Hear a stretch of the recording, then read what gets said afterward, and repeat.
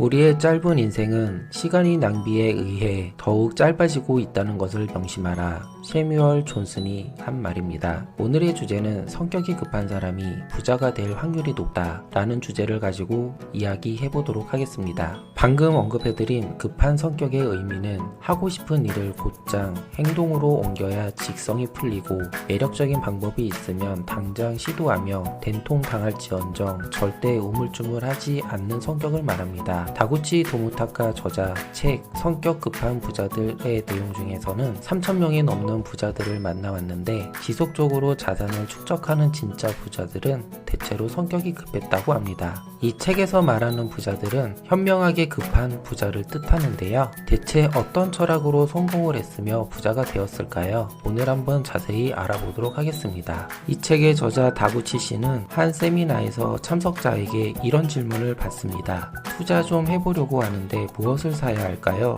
이 질문에 다구치 씨는 나름대로의 생각을 설명을 했고, 그때 질문한 참석자는 몇 달 뒤 다시 다구치 씨를 만나 이렇게 말했다고 합니다. 투자처도 꼼꼼히 검토해 봤는데 역시 리스크가 있는 것 같아요. 더 안전한 곳은 없는지 오늘 찾아보러 왔어요.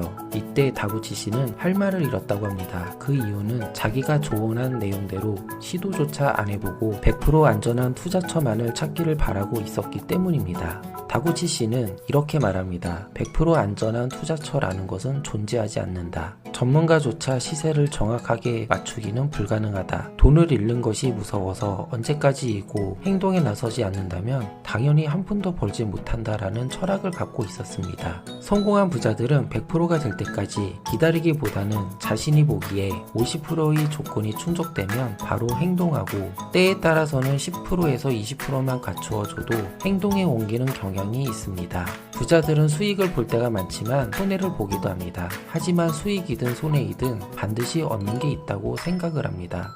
살아남는 종은 강한 자, 머리가 좋은 자가 아니라 변화에 잘 적응하는 자라는 말이 있습니다. 20년 전의 구글이나 애플, 페이스북이 지금처럼 전 세계적인 영향력을 가지리라고 누가 생각이나 했겠습니까? 마찬가지로 구글, 애플, 페이스북이 20년 후에도 지금과 같으리라고는 누구도 장담을 할 수가 없습니다. 지금 가장 융성한 사업 모델이 미래에 완전히 구식이 된다고 해도 전혀 이상할 것이 없습니다. 이처럼 우리들은 변화가 당연한 사회에서는 개인도 계속 변해야만 시대에 뒤처지지 않습니다.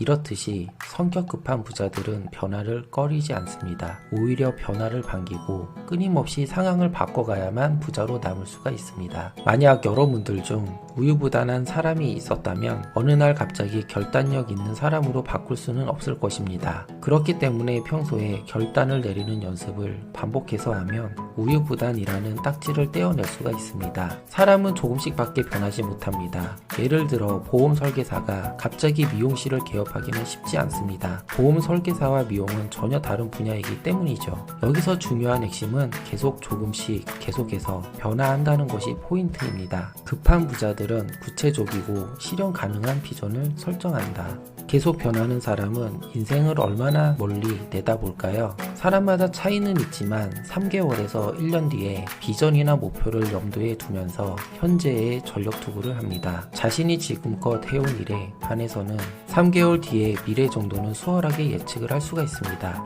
일단 3개월 뒤에 어떻게 발전해 있기를 바라는지 생각해 보는 것이죠. 예를 들자면 이런 것입니다. 30분 일찍 일어나서 아침형 생활을 한다.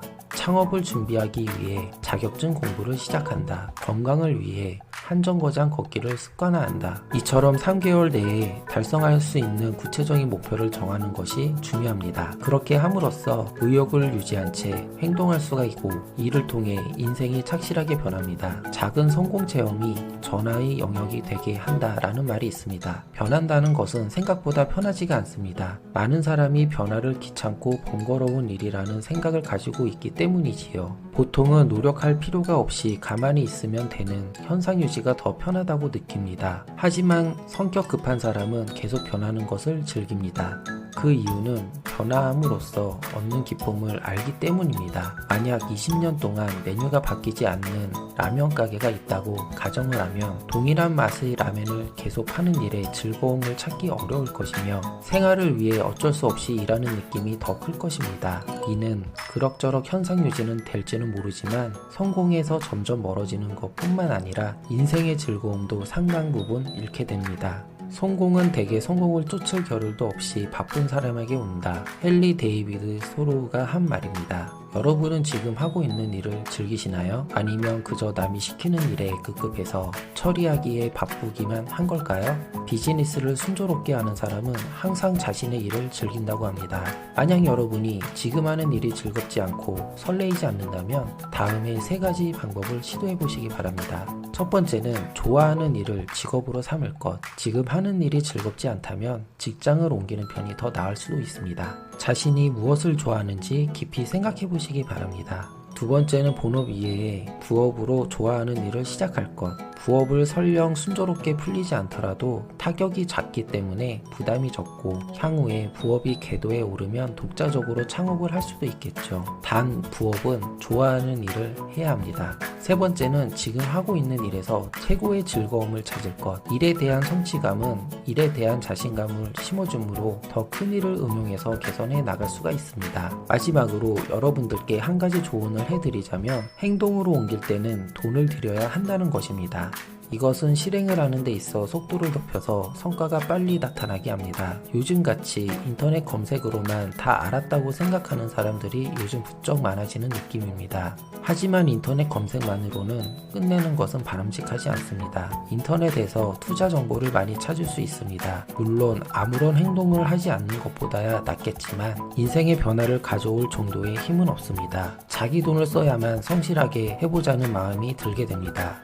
전문 지식을 얻기 위해 투자 전문서를 사서 공부하거나 유료 관련 세미나에 참석해서 투자에 대한 견문을 넓히는 것이 더 중요하겠지요. 여러분도 급한 성격이 되어 여러분의 인생이 날마다 발전해 나가기를 기대합니다. 오늘의 영상은 여기까지입니다. 더 밝은 내일을 위한 유튜브 채널 생각 속의 주머니를 구독하고 더 밝은 나의 인생을 만들어 가세요.